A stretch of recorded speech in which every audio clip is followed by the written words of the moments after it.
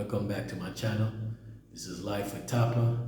And if you like this video, make sure you hit the like button, make sure you subscribe, and make sure you follow.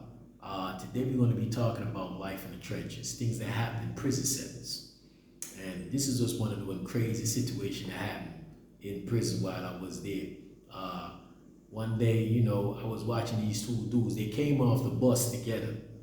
So they was coming from Atlanta together, from whatever penitentiary they was coming from. So they end up in USP Lee together in the same unit as me. One of them name was Killer. I forgot what the next dude name was. But these two clowns is something else. But anyway, they came off the bus like they was the best of buddies and turned into the biggest enemies. So, one day one of the individual was actually at the card game, at the table playing cards, while the dude named Killer sneaked up on him with a lock in the sock. At the time, I didn't know what it was about, but I found out later what it was all about. Anyway, Killer sneaked up on him with a lock in the sock and tried to hit him straight in his goddamn head with the lock in the sock and missed. Though this individual jumped up, grabbed the lock in the sock and got that shit from him. He got the lock in the sock from him and started beating Killer with the lock and sock. While he was beating Killer with a lock and sock, the police see what was going on and jumped in it. He jumped on Killer back, which was the wrong thing to do. He should have jumped on the dude with a lock and a sock. He jumped on the man that didn't have the weapon. Anyway, when he jumped on Killer back, he was devastated because both of them fell. And when both of them, the police and Killer, fell, the dude started hitting the one with a lock and sock and kicking one with the boots that he had on, which is the police. He kept kicking the police in the face and using the lock and sock on Killer. So, the police don't call the code now, so all these officers, they run into the scene. This one lady, she was a counselor. Actually, she wasn't a counselor. She was like a secretary, yeah.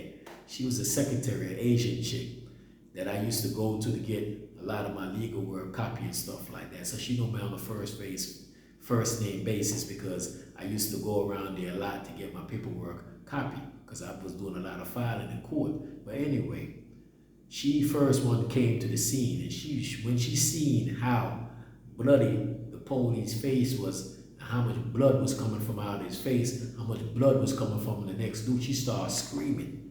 And she started calling my name, telling me to help her. And I'm looking at her, you must be crazy. I'm looking at her like, you crazy. I got all this time, you talking about help you in a prison setting. If I help you, I can't stay here on this compound no more. I got to go. Because I know the rules of engagement. Not that I wouldn't help her, but in this setting, you couldn't basically help a police because the minute you do that, you're going to be sanctioned. You're going to be sanctioned. That means that they're going to send you up top because they're saying that you don't violate prison code. Because you help a police, that means you the police. You got into some other prisoner business and you had assisted the police. Anyway, when she was crying, screaming, acting all, discombobulated and screaming and going on, I took myself from that scene and basically got back in my cell and locked my door and watched her through the mirror at my door because I wasn't going to get involved in that. I just was not going to get involved in that because I didn't have no time for that. I'm fighting my case. That's my main responsibility. My responsibility was not to basically save the police from a nigga beating the police up. That wasn't my job. That wasn't my job. I had nothing to do with that. So therefore, I wasn't getting involved in that because Killer creeped up on that man with a lock and a sock, trying to put some work on the man, and they had let the man took the lock and sock from him, which is unbelievable. The shit was just crazy. Then, while the man took the lock and sock from him, he ended up getting a fight. The man using the lock and sock back on him, and he fall. When the police jump on him, he fall. Now, both of them getting beat the fuck up. In the unit, blood every goddamn where. And now you got this secretary that came from the back trying to get me to intervene and to get involved with this shit. And that wasn't happening. But the minute I did that, they the whole meeting on the yard, and they basically niggas be trying to kill me because they saying, all right, I'm basically aiding and assisting the police. No, don't get me wrong, man. You have dudes that have aided and assist the police in prison, and they basically get a free ticket out, but it's not guaranteed. It's not guaranteed. It's not guaranteed, and I can't work off of unsurety, man, because I don't know what's going to happen.